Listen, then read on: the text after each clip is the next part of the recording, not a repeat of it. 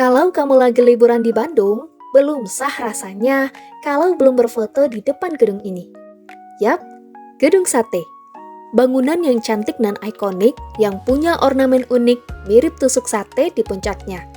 Tapi, di balik itu semua, ada sejarah panjang dan semangat perjuangan yang berkumpul jadi satu.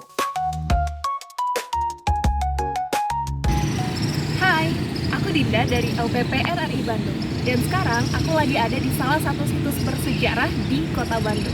Dan inilah Gedung Sate. Gedung ini dibangun tahun 1920 oleh pemerintah kolonial Belanda. Namanya dulu Government Bedreven.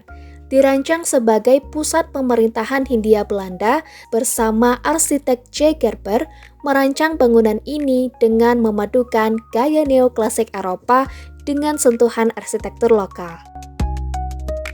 Nah, ornamen tusuk di atapnya itu adalah penangkal petir dan masih berfungsi sampai sekarang. Sementara, 6 bulatan di atasnya melambangkan biaya pembangunan yang saat itu mencapai 6 juta gulden. Tapi sejarah Gedung Sate bukan cuma soal arsitekturnya.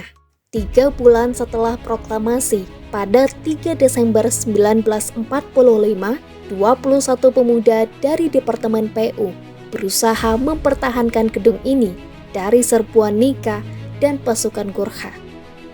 7 dari mereka gugur. Tapi keberanian mereka jadi simbol pengabdian.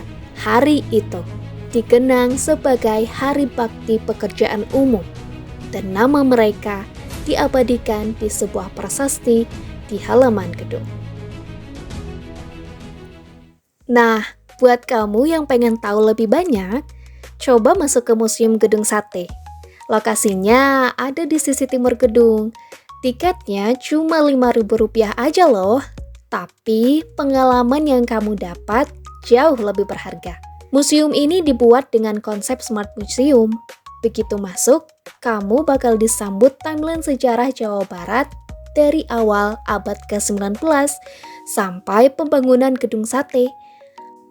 Ada juga peta interaktif dan maket besar yang jelasin struktur arsitekturnya.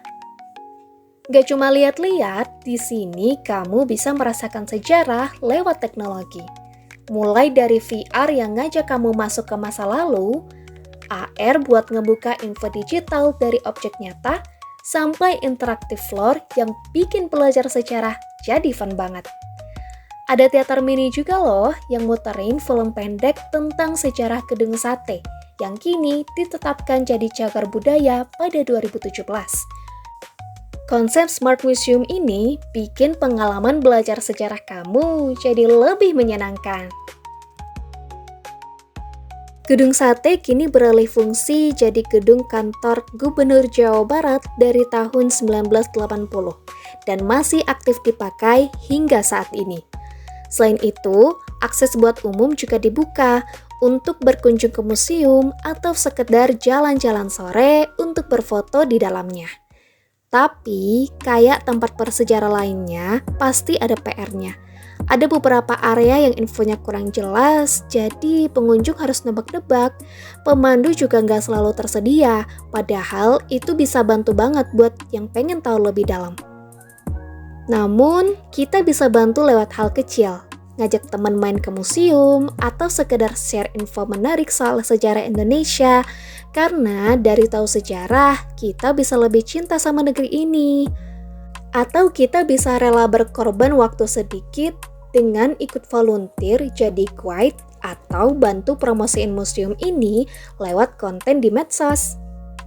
Cukup dengan peduli, aktif, dan gak cuek, tempat bersejarah kayak gini bisa hidup kalau kita rawat bareng-bareng.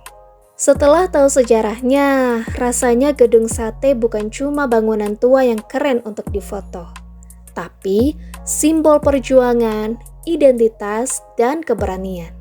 Sekarang, tugas kita bukan lagi angkat senjata, tapi angkat kesadaran lewat cerita, edukasi, dan aksi nyata. Nah, itu tadi keseruan aku main-main di Museum Gedung Sate. Dan aku tunggu ya kamu buat main-main di sini. Dadah!